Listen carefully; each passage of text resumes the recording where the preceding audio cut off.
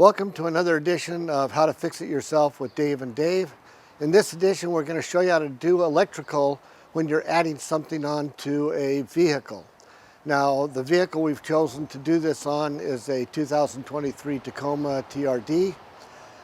We're actually doing the electrical to go with the heated seats that we put into the vehicle.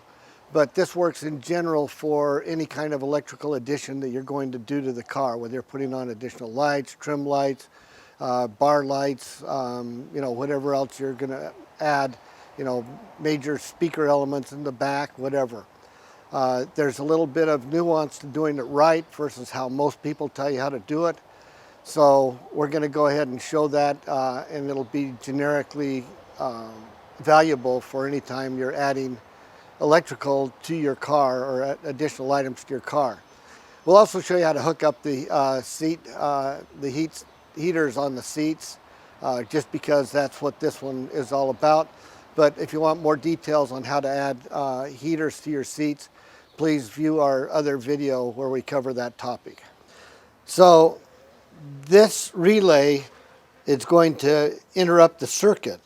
Now what we have here is we have the activators going to what was represented here as the fuse box. Now it doesn't take very much power to activate a relay. So this relay has got to be able to take 10 amps. So you'll notice later on that when we measure the amperage on the heat seaters, each set of heat seaters, so the passenger heat seater takes about 5 amps. The driver's heat seater takes about 5 amps, so in total that's 10 amps. And you don't want to be tapping into a circuit that you're going to draw 10 amps from, where that circuit is designed to carry power to some other part of the car, because you're going to overload that circuit. We'll talk about that a little later when we actually do the install. So what we have here in this one is this is representing the switch fuse in the fuse box. So is that when you tap into that fuse, you're pulling just a little less than half an amp at the most, and so you're not going to overload that circuit to activate this fuse. So from here on out is the harness and everything that you get from the factory when you want to install the heat seaters. So this represents the power source. This represents the material you're going to get from the factory for the heat seaters. So just to identify the different pieces, we've got the fuse here, which you do want the fuse to protect your heat seaters if you overload those. Do not rely on the fuse that you tap into, because that's not going to work. Then from the fuse we go into the power harness, which has both a power line and a ground line. So this is going to be attached to the frame somewhere. So we've got this running back to our power supply here, representing the frame of the car. Then we have the switch to turn on and off the heat seaters, and then we have the relay that the heat seaters have. So is that this relay will not activate until you turn on the switch. And so you'll notice that we take a tap off of the power line here to the heat seater relay, and then that goes to ground, which goes to this one here, and that's all buried inside all of the connectors here. So you don't actually see that, but that's the switch. All the switch does is activate this relay, because you're not going to pull 5 amps through this switch. So that activates the relay, which activates the power to the heat seaters. So this is the best way to hook up the heat seaters. If you just tap directly with this line into another power source on the car, you're going to overload that power source potentially. I know a lot of people say, well, plug it into the cigarette lighter, because it's a 15 amp cigarette lighter and nobody uses the cigarette lighter anymore. Okay, that's great. You're pulling 10 amps on that cigarette lighter, that 5 amp fuse. Now someone wants to power their laptop, and so they plug their laptop power supply through an inverter that goes into the cigarette lighter, and that's going to pull 15 amps. and now all of a sudden you've got 25 or 30 amps going through that 15 amp circuit, and you're going to blow the circuit. So we really do not recommend you just tap into any old power line on the car. It doesn't make any sense, and it's likely to overload things. So we're going to step through this and show you how it all works, and in theory, so as you can understand how it's going to actually work in the car. So right now, we've got our battery set for 13.4 amps. We're not getting any power to the seat heaters over here. Okay, so now we're going to turn on the ignition switch. You'll notice that we're pulling almost no amps, but we're pulling the 13.4 volts that you get from the battery. So we're not overloading any circuit, but this relay now is activated. So until we turn on the switch, nothing's going to go to the seat heaters. So now at this point, we're going to go ahead and turn on the switch. You notice the light comes on, and you'll notice here that we're now pulling 4.6 amps. So now we've got the circuit working. So this is now allowing the battery to go to the harness, to the seat heaters. And you'll notice now that they are getting warm. So just to demonstrate that they are actually working, we have a temperature gun here. And you can see that the temperature gun is going up as they get hotter and hotter. Of course, this is one that is a real spot, so it depends on the exact spot I'm hitting as to what you're going to see. But if you look out at the table, we're at 83 degrees, 84 degrees, and in here, we're now running somewhere close to 100 degrees on that. So it's definitely warming up on both sides, and so we now have that going. So let's say we forget to turn off the switch, and we flip the ignition switch off. And so we come over here and we turn our ignition switch off, and we get out of the car, and you'll notice here that now our amperage to the seat heaters have dropped to nothing. And so we're no longer powering the seat heaters, we're no longer going to drain the battery.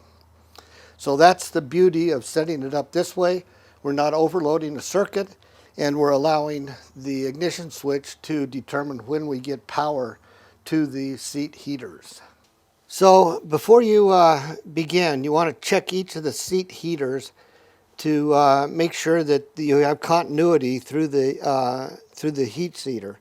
So what we've got here is we've got a voltmeter, we've got it set on ohms, and we're going to get our probes in here and touch both of the leads in there, and you'll notice that we get about 5 ohms, which is a good ohms rating for a heater. So, and you want to do that on both of them.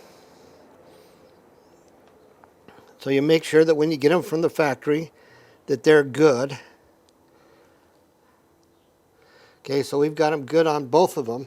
Now, when you put the heaters in, you're going to probably have to slice through here and here. You notice we've got a small separation, and we'll show that here when we actually do the install.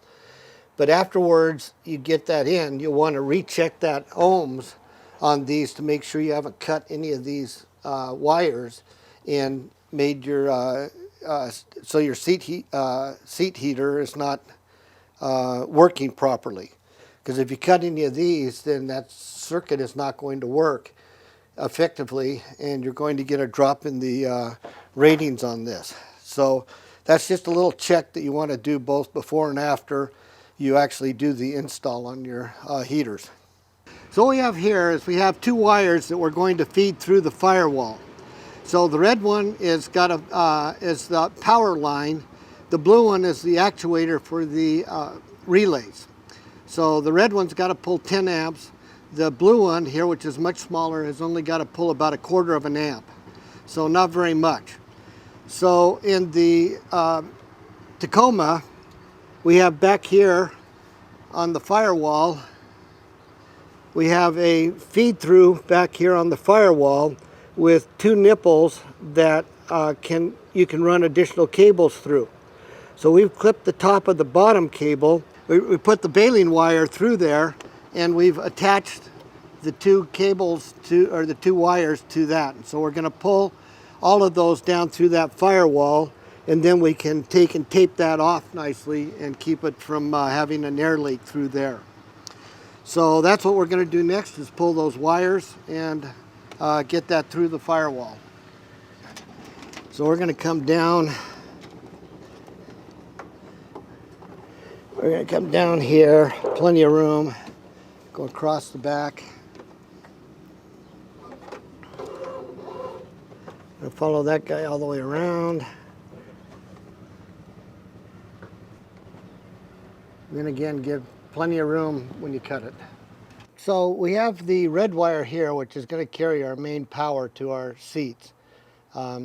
It's a 14 gauge. It's going to be more than enough to carry the 10 amps for the two seats. The one seat takes 5 amps, the other seat takes 5 amps, so that's 10. This is for the actuators, which take a 1/4 amp. And so we have two actuators, so we have a 1/2 amp. And this is a little 16 gauge. It's going to be just fine. So here's the trick. You notice that this tab that we're going to use is on continuously.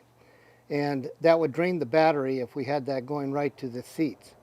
So we're going to run this one, as we've mentioned before, in the opening area, to the relay, which is going to be switched by this guy right here, this 15 amp fuse. Now you'll notice that the 15 amp fuse doesn't have any power right now. So now when we turn on the ignition, you'll notice that we now have power to this fuse. And now when we turn off the ignition, then it takes a few minutes, but you notice that the power now goes off of this fuse here. So what that's going to do is deactivate that relay that the power is being fed to, so that it's impossible to drain the battery. Now we could use any of these fuses here for the tap, because we're only pulling less than a 1/2 amp on those. But we're going to go ahead and use this 15 amp just because it's real close and convenient. Now the attachment for the 15 amp we're going to use is going to be this guy right here, which has a double fuse on it. So this fuse is a 15 amp fuse that goes with this setup right here. So the power leg goes up through both of these, and then it comes out here. So this is the attachment we're going to use to go in place of that 15 amp fuse. This goes into the fuse slot, and this is the 15 amp fuse that replaces the one that was in the fuse slot. The power leg goes up to this one here and feeds this wire here as well. And so that's how we're going to go ahead and attach that, so as that we get the 15 amp fuse working properly for whatever circuit that was, and we get the 10 amp fuse working for our relay. Now, just because of convenience, we're going to put it in this direction, just so as that we can wrap the wires easier. And so this is be putting that in there. And so now we've got that in place, and so now we can connect the wires. Okay, so we're going to wrap the blue wire back around here, and we're going to attach it into this squeeze clamp here. So is that we put that in there, and then we go ahead and cinch it down. I like to start at the top and work my way down. Make sure you get a good solid crimp on those. Okay, and after you get it all done, you want to pull on it and make sure you got a good solid connection. So I've got a good solid connection for that one. So we're now just going to wrap this wire into place so that it's nice and neat in here and it's not interfering with anything. Okay, so the next thing we're going to work on then is going to be the power line. Now for that, we need to use a spade clip. So the spade clip is going to go in here on this one, which we showed earlier is always on. And of course it's being regulated by that relay. So that's where this is going to attach. So we're going to put that in here, squeeze it tight, and then that'll attach to that one. So we'll go ahead and put that in, taking, again, working our way down.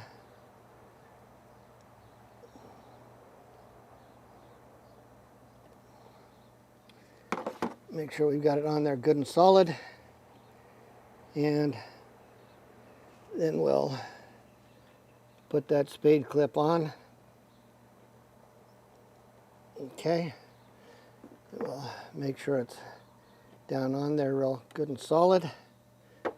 And then we'll route our power wire through there so that it's out of the way and everything looks nice and neat. So this has definitely been a little more work than just splicing into any old cable that you can find under the dash, but it's a safer way to go. And you're going to make sure that you're not overloading any circuits, because all the circuits are factory original power and fused. And we've just added an additional one. The only additional tap here is that 1/2 amp, which isn't going to make much of a difference on a 15 amp fuse. So this looks factory original, at least when you put the cover back on. Everything will look like it's just supposed to be. We've got everything in a nice high temperature cover going across the back of the dash and going on in through the firewall. So this is the right way to do it, and this is the proper way to do it. And this doesn't matter whether you're doing heated seats or lights or anything that takes additional power. This is the right way to do these things so that you're not messing up any other circuits in your car. So now what we're doing, now that we've actually got the way of pulling the cable through, so we fished some pull lines through, and now what we're going to do is we're going to now mount the switch into one of the empty plugs, as you saw in the video that we've just ran. You saw how we pulled that through.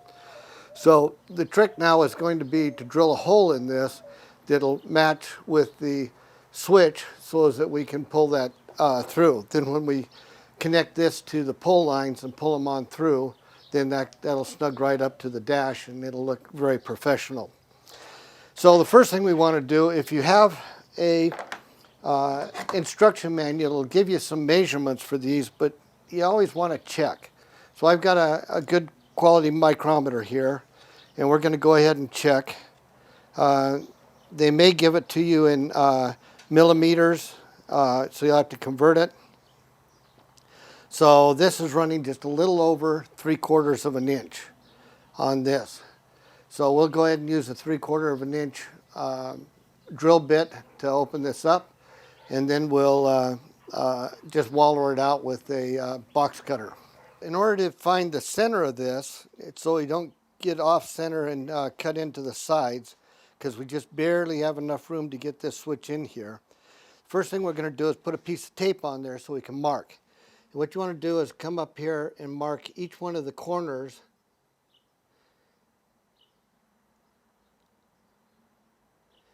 And then you want to make an X through there. So you line up the corners.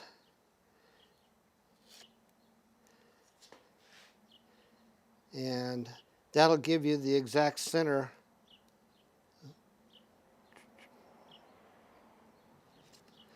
So that'll give you the exact center that you want to drill into. Now, a 3/4 inch bit is going to wander on this quite a bit. So the first thing we're going to do is we're going to drill 2 pilot holes. And the first pilot hole is just to get a good start on the center. The second pilot hole is to be big enough so that the center of this bit locks up in the middle of the insert there. So we're going to go ahead and do that.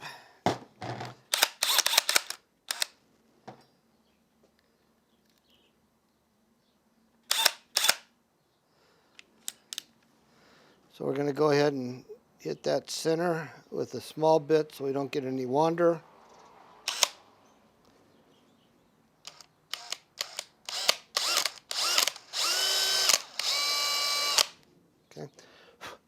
Right, so now we're going to drill the secondary pilot hole. Now I'm not clamping this very tight because I don't want to accidentally break the plastic. So, you know, you want it just a little snug, but not too snug. All right. So now we're going to just kind of sneak this in here.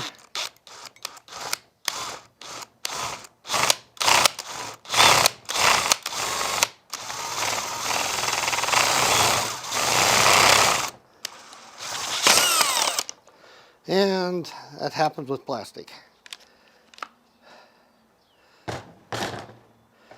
So now we've got our hole. And we did get, unfortunately, a little bit of wander, but that won't be a big deal because the flange on the switch will cover that up. So now we're just going to take a few minutes here and just kind of clean it up with a box cutter. We're also going to notch this point right here because this does have an alignment notch on it so that it stays in the right direction and it doesn't twist while it's in the car and while you're using it.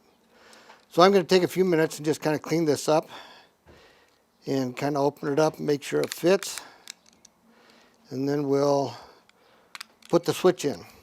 I've carved out the inside a little bit more to open it up just a little bit. Made the top and bottom where the crimps go a little bit further open, and I created a slot for the alignment bit there. So we've kind of done a couple of dry fits, did a little more carving, and now I think we're ready to put this in. So we've got enough room. We're now just going to take and snap that on in. And other than a little bit of a divot that we got right there, unfortunately, it is in, and it matches the rest of it nicely. So that'll work real well in the dash. So the next challenge is trying to get the wires from the switches down to where you can actually get at them, connect them into the rest of the harness. Now we had to do a little bit of a roundabout to get to them. We fit both of them back through the driver's side and then underneath the tunnel where there's quite a bit of room. We couldn't go directly from the switches over to the passenger side. So again, this is something that you just have to fish around, look for, be patient. But if you just take your time and work it through, you'll be able to get the switches put in and make them look nice and professional, just like we did. Run the wires without removing any parts of the dash or anything like that. I've always found you eventually get to that spot when you're doing it, so you might as well go ahead and do it up front. We remove part of the dash underneath the glove box. We also remove part of the dash underneath the steering wheel. Underneath the steering wheel is an airbag, and we had to remove that airbag completely in order to get access to the voids that we needed to run the wires. So again, if you're going to remove that airbag and you need to, be sure you disconnect the negative terminal on your battery before you remove the airbag. We went ahead and pulled the switch cables through. We've now pushed the heater cable back through to the other side for the other seat. We haven't got the heater cable for this seat in yet because we're going to now wire up everything. So we're now on the passenger side. So in order to get back in here to be able to put all the wires in, here's the wires that we've fed through the firewall that we're going to hook up to the relay. Here's the relay wires here. We've mounted the relay back up in here. Now in order to get at all this stuff, you need to pull the airbag out of from underneath your glove box here. And in order to do that, the first thing you need to do is you've got to pull this panel off right there. So this flip panel comes out, and then this pops straight out, and then you can get at the two bolts that are on this side of the airbag, and there's another bolt on the other side under there. Now the clip for getting the airbag loose is a little bit tricky because it's not common to the other airbag ones. You've got to pop out this center yellow piece and pull it almost all the way out, and then it'll pull straight out from the connector right there. So that's all the prep work you need to do in order to get access up into here to be able to do the wiring. So that's the next step, is we'll connect all the wires together, and with that much room, you can just tuck things back up underneath the carpet and let the carpet hold it, or you can zip tie them into little coils up underneath, whatever your preference is. All right, just so that we can show you that in real life how this really works, and now that we've got it all wired up to the car. So what we have here is we have this red clip right here is to the one of the power sides of the relay, master relay. This wire over here is coming from the fuse box that we wired through the firewall. So that's going to the other side of the relay. This is the control line on the relay that comes from the fuse box.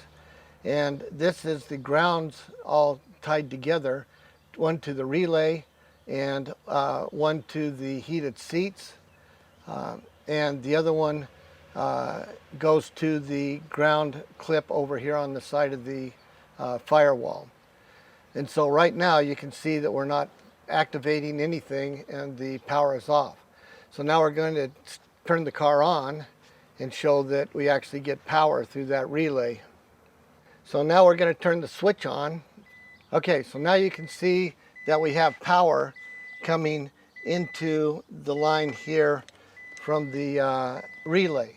So now that's going to, at this point, we haven't connected it yet, but that's going to now connect through the fuse, through the 7.5 amp fuse, to this wire here, which will go to the heated seats, and indirectly through the switch and the other relay that we showed you. So that just goes to show that we've got this all wired up right, and it actually really works. So the only time that this line gets power is going to be when the ignition is on, and when it's off, then it shuts everything down regardless of the position of the switches on the dashboard. All right, so we finished getting all the wires together. We haven't zip tied them together or put them where we're going to do it, but there's a little cavity right here, and we're going to just lay everything back into this area here, and it'll be out of the way. We're not going to try and zip tie it up underneath the dash, but that's your choice as to what you want to do. So once again, we've got the main power line coming in here, picking up to the main power line to the activation relay. Then the power out comes out here and goes to the two fuses. Now these are 7.5 amp fuses. The seats run about 5 amps, so that's a good margin. And then we've got the two seat harnesses here going away from that. Then we've got all the grounds connected here, and the ground line going over to a spot on the sidewall. The activation relay, or activation connection on the relay, is this blue line right here. And again, the activation relay ground line goes here to the ground area. Now this, if you remember, we put a fuse, secondary fuse into the fuse box for this. This is protected by a 3 amp fuse. We chose 3 amps because it's this is only pulling about a 1/2 amp, and so if it shorts out, we don't want to have a bigger fuse in there. We want it to go ahead and blow fairly quickly. This one here is protected by a 10 amp fuse, and so, or no, this one is connected directly to the battery, excuse me. So this one goes directly to the battery, and then the battery gets interrupted there at that. Over here is where we got the connections from the wire harnesses to the seats. So the one side here goes to the driver's side, the other one goes up here to the passenger side. The passenger side one we ran underneath the carpet here and across here and down over into here, and then back up underneath the seat to connect to the seats. We'll show you here in a little bit what it looks like over on the driver's side, all connected together. So we're just going to put everything back together again, get the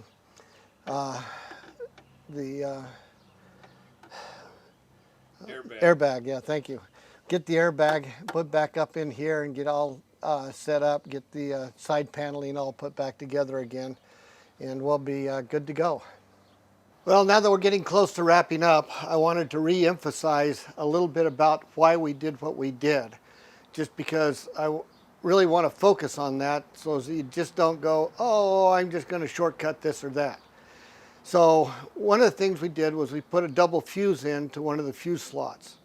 Now, a lot of people tell you, well, you've got the pigtail out there, just tap that right into your seat heaters and be done with it. You know, why go to all the rest of the trouble? Well, part of the issue is we did use a 12 amp fuse, and the wire feeding that 12 amp fuse is spec'd to probably 15, 16 amps, something like that. They don't put big wires in just to be putting big wires in. So let's say you go ahead and try and feed both of them off of that one fuse slot. Then you've got the regular 12 amp fuse that is designed for that particular circuit, and now you're adding an additional 10 amps on top of that. And while they're two different fuses, so it's not going to be a fuse problem, you may have a problem with the wire feeding the fuse, because if that wire is a 15 amp fuse and the 12 amp fuse is protecting a 8 or 9 amp circuit, now you're adding 10 amps on top of that. You're now at 18, 19 amps into a wire that's designed for maybe 15 or 16 amps at the most. Eventually that wire is going to break down if it consistently pulls more and more amperage than what it's supposed to do. So again, another plea, use a separate hot circuit and use the tap into your fuse box only to activate that relay so as that you're not overloading any circuits accidentally. I know a lot of people do. They double fuse and then they put the load directly on that double fuse. It's not a really good idea, and I just wanted to re-emphasize that to make sure that you think hard about doing any shortcuts and not doing it the absolute proper way. So now we finished running the electrical. As you can see, it can be a bit tricky just because there's a lot of tight spaces and got to figure out where things go. You've got to be able to run some wires in places that are not necessarily obvious that you want to run those wires to. But if you search carefully and are diligent in terms of being careful, you can find ways of getting those through with, into the cab area from the battery and the engine compartment in a way that will make everything look nice, look professional. And you, again, you use this for any time you're adding lights or adding any kind of electrical. It's very important not to just tap into an existing line because you're going to overload that fuse. So in this case, we're putting in heated seats, and each seat requires about 5 amps, so that's a 10 amp draw for the two seats. And what fuse are you going to use? If you tap it into a 15 amp fuse, you're going to be taking 10 amps of that 15 amp fuse. That 15 amp fuse is there to protect a circuit that's probably 10 or 12 amps in and of itself.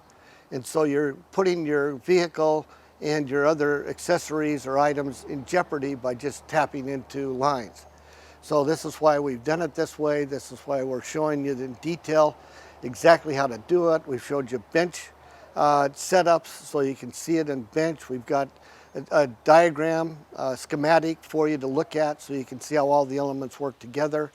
And again, it's very time consuming. It's got a lot of nuances to it. But in the end, you'll be much happier with your results, and you'll be sure that your automobile is going to be safe and be electrically powered properly. So hopefully this has been a good video for you. Please hit the subscribe button and the like button, and then look for any tools or accessories that we've used in putting this together in the comments below. Thank you very much.